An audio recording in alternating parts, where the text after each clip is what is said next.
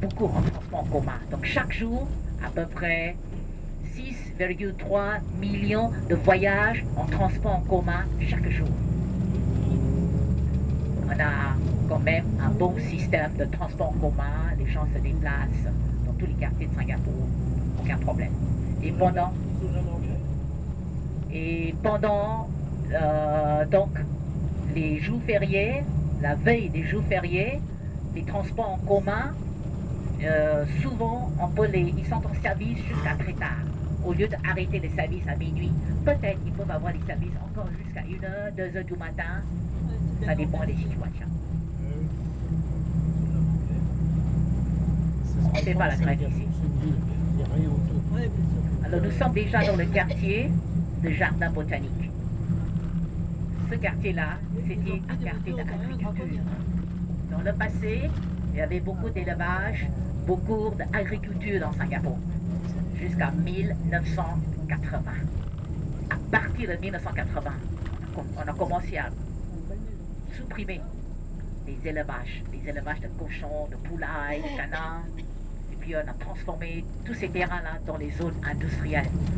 Les industries électroniques, composants électroniques, les industries pharmaceutiques, les industries rentables. Maintenant, tout ce qu'on mange, tout ce qu'on boit, c'est importé. Mais dans le passé, ce quartier-là, pendant l'époque coloniale, c'était plantation de muscade. Muscade est une épice. Autrefois, l'île était découverte par un Anglais. Ça restait une colonie anglaise. Les premiers gouverneurs anglais, ils géraient Singapour, ils n'avaient pas d'argent. Comment vous gérez un pays que vous n'avez pas d'argent? Vendre du terrain pour avoir l'argent. Parce qu'à Singapour, ils devaient attendre l'argent qui venait de l'Angleterre. Alors, début du 19e siècle, attendez l'argent qui venait de l'Angleterre. Ça prend des mois. Ils vendaient du terrain. Les premiers commerçants qui sont arrivés ici, il y avait du terrain à vendre, ils ont acheté. Et qu'est-ce qu'ils ont fait avec ces terrains-là? À l'époque, à chercher des épices, planter des épices, muscade. Donc c'était terrain de muscade, plantation de muscade. Mais malheureusement pour Singapour, pour les plantations de muscade, il y avait une maladie mystérieuse. Et c'est une maladie qui a attaqué les muscadiers.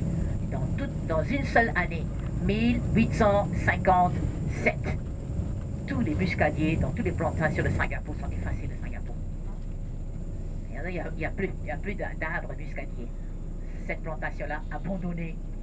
Et les gouvernements coloniaux, ils ont repris ce morceau de terrain qui était vendu, mais ils ont repris. Ils l'ont transformé dans un jardin, 23 hectares. Il y avait des forêts dans Singapour. Petit à petit, ils ont donc aussi protégé la jungle et les forêts.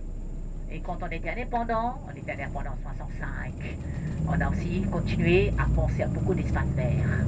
On continue à l'agrandir, ce parc. Maintenant, le jardin à votre droite, 73 hectares. Jungle et forêt, il y en a à Singapour. Il n'y a pas suffisamment d'espace à Singapour, mais les forêts sont protégées. Forêt n'est pas seulement ici, il y en a ailleurs, surtout dans le centre de l'île de Singapour. Et là, le jardin botanique, dans le passé, il y avait aussi beaucoup de singes. Ce sont des animaux qu'on trouve naturellement ici. Mais ces singes-là, qui étaient dans le jardin, ils sont devenus agressifs et ils étaient habitués d'être nourris par des visiteurs. Donc, par la suite, ils avaient toujours associé. Être humain, il doit avoir des choses à manger. Ils commençaient à arracher tout ce que vous avez sur vous. Donc, les visiteurs qui sont arrivés, ils avaient le chapeau arraché, les lunettes arrachées, les bijoux. Les enfants, ils avaient peur. Les enfants couraient, criaient. Ils étaient mordus par des singes. On a enlevé tous les singes. Il n'y a plus de singes. Les singes sont remplacés par des visiteurs.